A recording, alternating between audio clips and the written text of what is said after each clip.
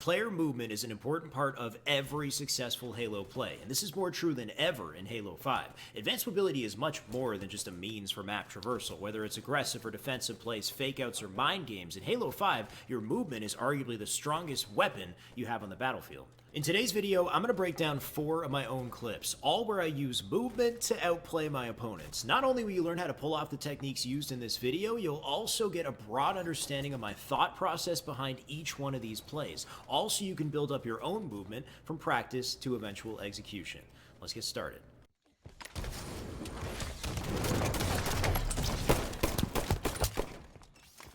Quick disclaimer, this video is a bit of a Frankenstein. It was supposed to be part of last week's video on self-analysis, which if you haven't seen, I recommend you check out. But basically, it's got footage from last week and footage from today combined together. So if I change my shirt in the video, then that's why. Just letting you know. Anyway, enjoy the first clip.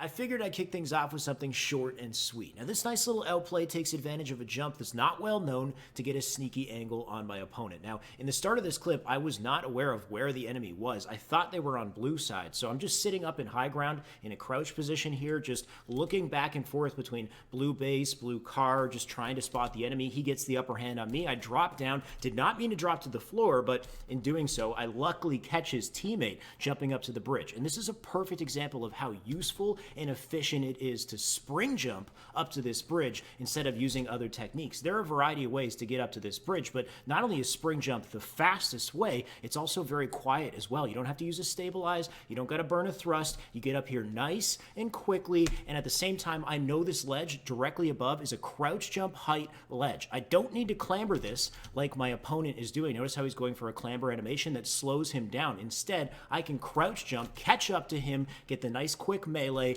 and then set myself up for the next fight. I remember that player's up on top mid, and then in this situation, I get to take advantage of this nice little jump for the outplay.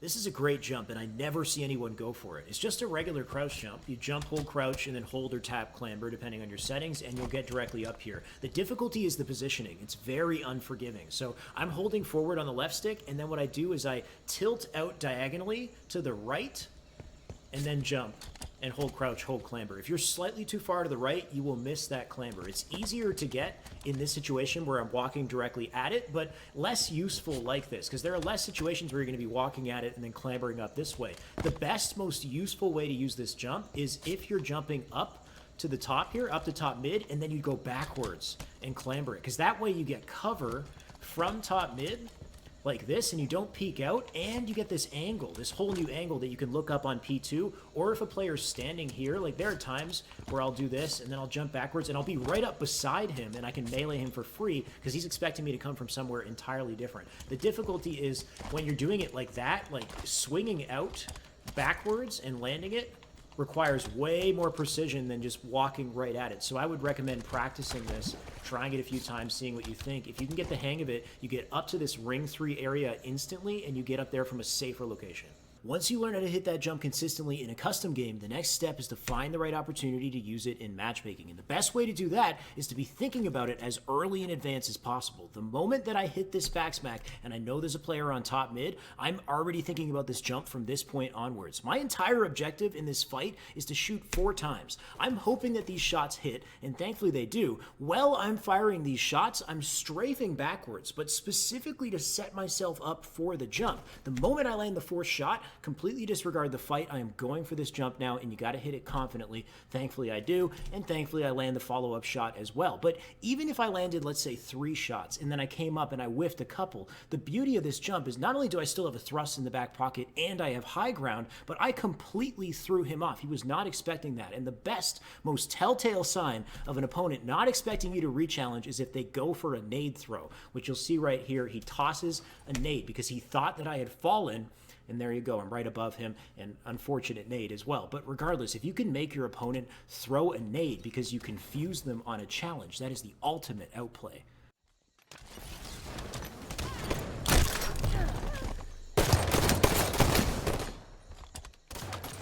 We're just getting started. Next clip. Incoming fire! Top mid!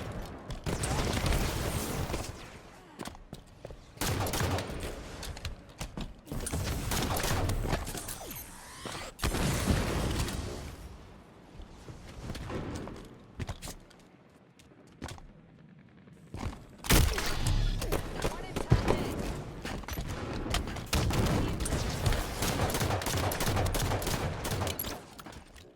Just in case you thought crouch jumping wasn't still useful in Halo 5, well, there's your example. Nothing crazy in this clip, just good use of Halo's movement fundamentals to make a nice little outplay. Though things could be improved here as well. After I toss this nade, I kind of mess up on this jump and I lose some momentum. I messed up the timing a bit on this connection, but this is a great way to go from top mid directly into a base without the need of a clamber, and it does so really quickly. And it just shows the flexibility of the super jump as well, as you can do it directly out of the air. If you're falling, thrust slide on contact with the floor, jump, stabilize, hold crouch, you get directly into this window. And I'm making sure to run left instead of right. If I do the right side, it's hard to get enough space, enough of a runway to actually make it in there properly. Although, something I realized from the right side is if you just sprint and time a good thrust, you go directly into that window just from thrusting right off top mid. So that can be useful as well, depending on the situation, but the good thing about taking the left approach here is just getting that little bit of extra cover as I make my way around, get into blue base here. It would have been great if things worked out here because I put a bunch of damage in on Ben. I knew he ran off. If I hit this connection properly and didn't clip my feet on the ledge, I would have gone right into the window and I could have finished him off the moment before his shields came back, and that's crucial timing right there that I lost. Right here, I notice he's on the bend. I'm trying to beat him and also just keep him stuck in blue bend now that I still have full shield. So I sprint jump thrust and fly by and shoot him. Something I noticed there too is I could have kept shooting, and always keep in mind situations where you could have got kills, you could have made this work. You'll notice I don't shoot 3 times there. I could have got one more shot into his body, maybe a headshot that might have been a kill even before I do all this shenanigans here.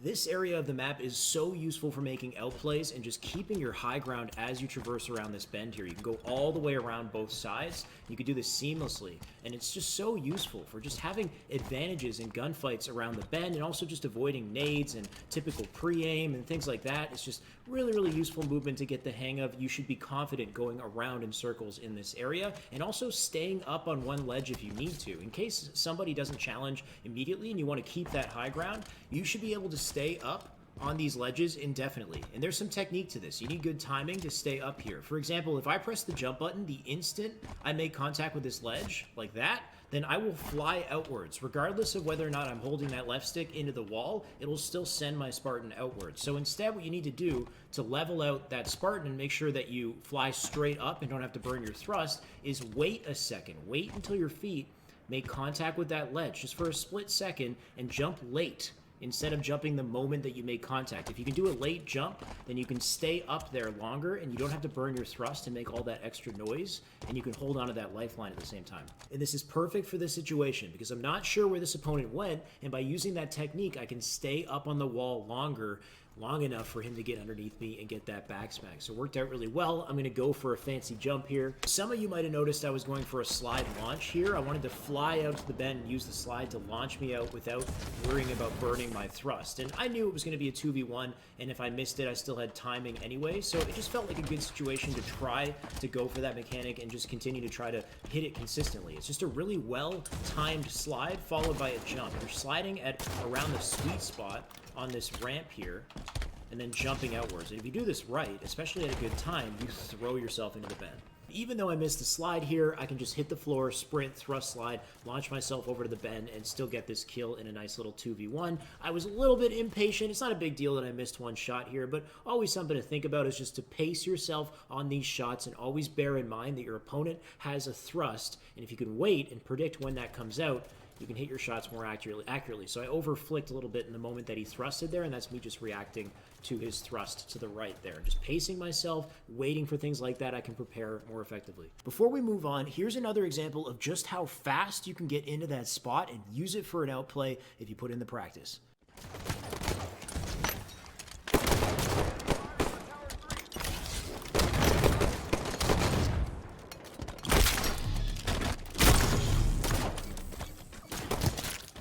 That would have been so sick if it worked out. Note to self, either throw the nade first or don't throw it at all. But let's just take a look at the jump to begin with, because that worked out pretty damn well here. Of course, I back down that player, drop back, recognize there's a second player over on the bend here, and you can do this so quickly if you know you have timing. Because I backed off that other player with a nade, I decided I'm just going to go for this. I'm going to assume that other opponent's not going to re-challenge while I do this. So jump clamber, and then crouch jump, spin around, fall down with the pile driver, and then in this situation right here, what I should have done was a melee into a nade throw. Remember this next time you're in a close quarters fight, you can immediately cancel your melee animation with a nade toss. This is very useful for getting a kill from the grave. This would have been perfect in this situation because I can melee, stick him with the plasma, and then thrust away, and assuming he does re-challenge, by this time my weapon is ready and I can place it in advance, I can hit the headshot, as opposed to throwing the plasma now and then being stuck in the nade animation and waiting until I have to shoot only to finally choke it and miss the headshot in the end there. So when you're watching your own gameplay, always think, is there something I could have done to take that play to the next level, and make sure to apply it next time. All right, next clip.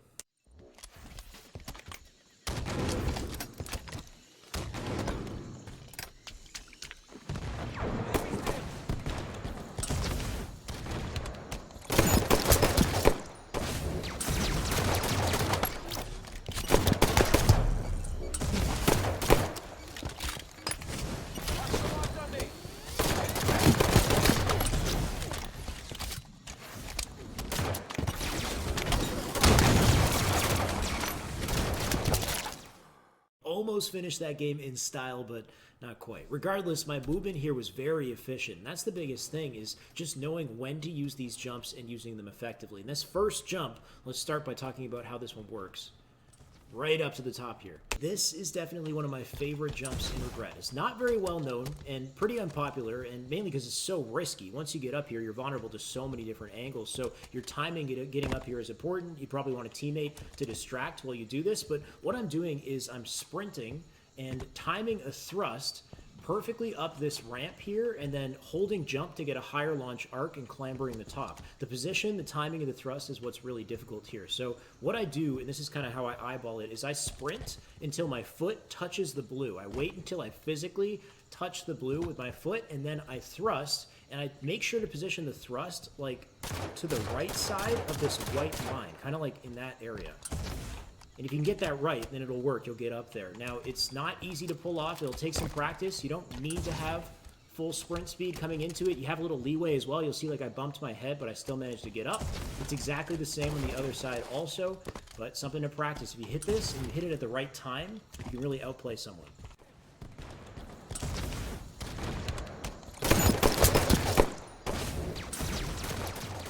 One extra note, there's actually a second ledge up here that you can clamber just like that. So if you want a slightly different angle, you can clamber the second ledge and then jump off that way and maybe make that work into a different play.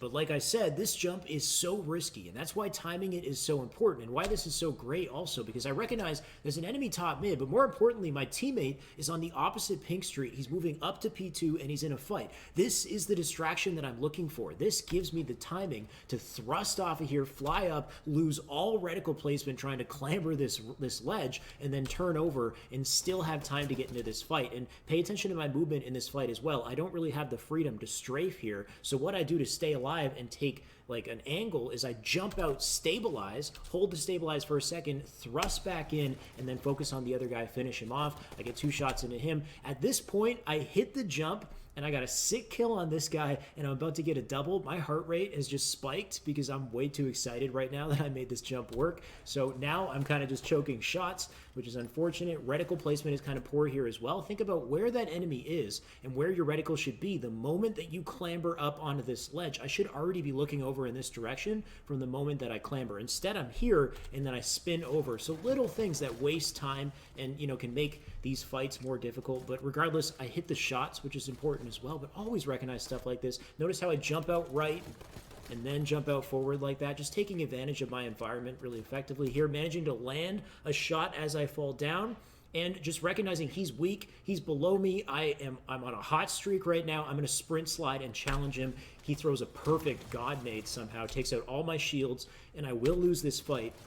The biggest thing that I'm thinking in this fight right now, and what maybe could have helped me win, even with this low shield situation, is if I pre-fired him instead of reacted to this situation. This is something to always think about, is in these high intensity moments when you know somebody is going to re-challenge you, the moment I fly out, crouch in the corner, I know this guy's going to re-challenge me. I should be pre-firing this location. I should be shooting and not relying on my reaction to try to hit him with shots, and that might have given me a chance. If I shoot him first, it might cause him to choke.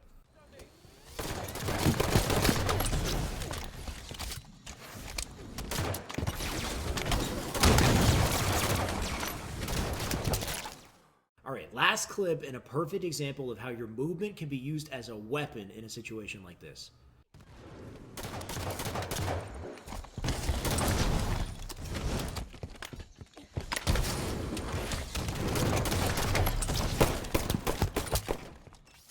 There is so much swag behind this jump. It is just ridiculous. What I'm doing is slide jumping on contact with this wall. So I'm sprinting at it and then sliding the instant before I make contact and jumping immediately after. The point that I'm aiming for is around here. You got a little leeway to work with, but you want to sprint at it, slide jump very, very quickly. So you notice the slide comes out literally the instant before I touch that wall.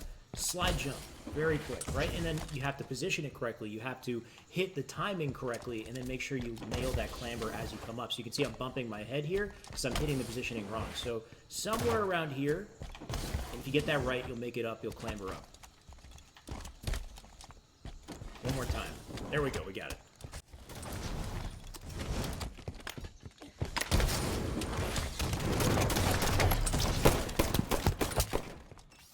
And there's a few examples on how to use your movement as a weapon in Halo 5. Step 1, practice the jumps on a custom map. Not even just the advanced jumps that I showed, but even general stuff. Just jumping around on a custom map, making sure you skip all the clambers, you don't need to clamber, and having your reticle placed at the same time so you're ready for gunfights. All of that is so useful. The next step is to find the right opportunity to use them in game. A lot of these jumps are very risky, very aggro, and leave you vulnerable as an easy target, so you have to be very aware. And finally, you got to execute with confidence. Like any good play in any Halo game, if you want to be successful under pressure, you need to stay calm, you need to be confident in your ability to land that jump or hit those shots. It sounds cheesy, but if you believe it, if you truly believe that you can follow through and make that play, you'll start to see results. Anyway, that's all I got for today's video. If you guys like this content, you want to see more, click subscribe above or check out related videos on my right. What do you guys think of the movement in Halo 5? Do you love it? Do you hate it? What do you hope to see with Halo Infinite? Do you want more of the same?